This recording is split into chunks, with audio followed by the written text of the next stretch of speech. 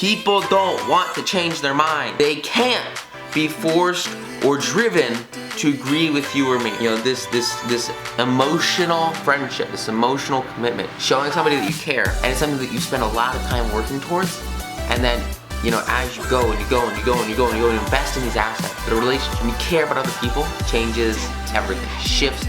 And he invited them to play ball in the vacant lot. He invited them to play baseball while they weren't working. And he showed them kindness, he showed them generosity, he showed that he cared about them, he showed that they were important to him.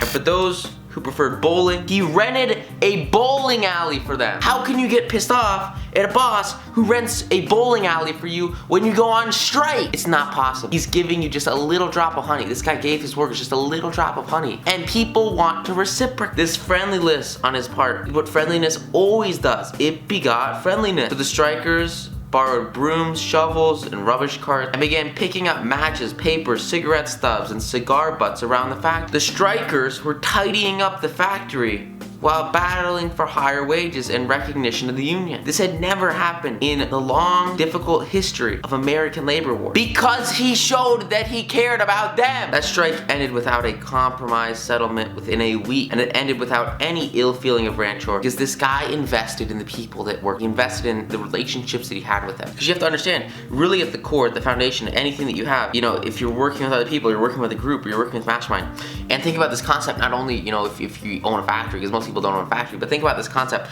with people that you're having challenges with, or maybe that you're overcoming difficulties with, and say, hey, you know, instead of being upset, I'm gonna work to build this relationship. I'm gonna work to build this relationship. I'm gonna work to build this relationship. I'm gonna work to build this relationship. And what I'm gonna do is I'm gonna add value to these individuals, and I'm gonna care about them.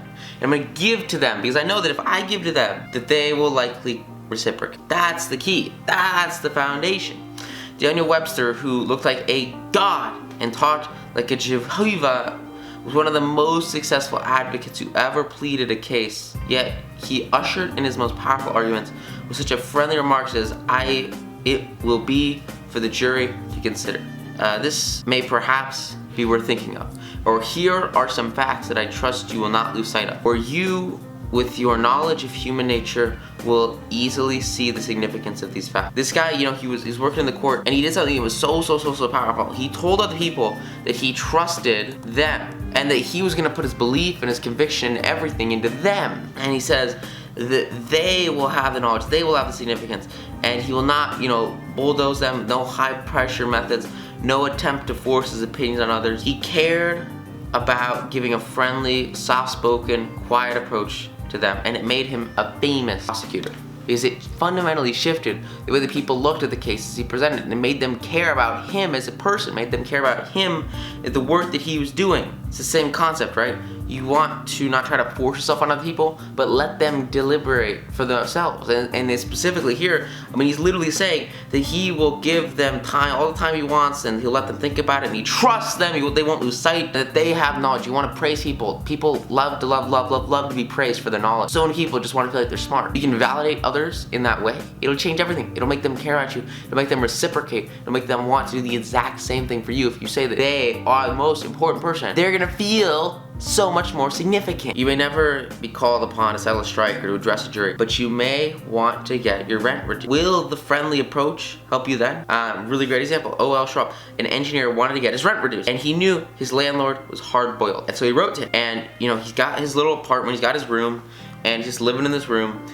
And his landlord has, you know, tons and tons of tenants. I mean, there are just a bunch of other rooms in this building, and it's not like anything super, you know, different from everybody else. And so he's sitting in his room and he's thinking, like, how can he make his landlord happy to reduce his rent? And so he wrote him a letter notifying him that he was vacating his apartment as soon as the lease expired. See, here's the deal.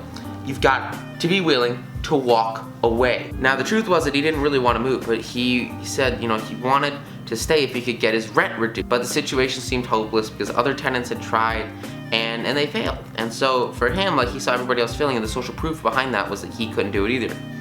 And everyone told him that the landlord was extremely difficult to deal with. So, you know, if this guy's put up on a pedestal and everyone thinks that he's a very, very stern, strict guy, then it's gonna make it a lot more difficult to approach that person. It's gonna make it a lot more difficult to connect with that person, a lot more difficult to actually understand where they're coming from. And so, because of that, he said to himself that he's gonna study a course in how to deal with people, and he studied, you know, Dale stuff, and try it on him and see how it works. And so he and his secretary came to see, you know, his guy. So they walk in his apartment, they come to see him. As soon as they get this letter that he wants to, you know, leave, and he met him at the door with a friendly greeting, and he was fairly bubbled with goodwill and enthusiasm. Guys, remember, enthusiasm, goodwill. These two characteristics will spread to others. Write them down. Enthusiasm, goodwill. These two characteristics are literally so foundational. They're the most important things you can have in your life. Because if you have enthusiasm, you have goodwill, that spreads to other people. It's contagious. You think about a room, an empty room. You have one person that sneezes in this room, and sneezes are contagious. Like, other people will start sneezing, and it's crazy. And it happens, or yawning. I'm sorry, yawning. It's yawning. I don't think sneezing is contagious, but I've seen it so often where one person in a room will yawn, and then 3 other people will yawn, because it's contagious. You're shifting those vibrations. You're sharing those vibrations to other people in the room. It's the same thing with positivity. It's the same thing with enthusiasm. It's the same thing with goodwill. If you can spread enthusiasm and goodwill to others, they will in turn have enthusiasm and goodwill.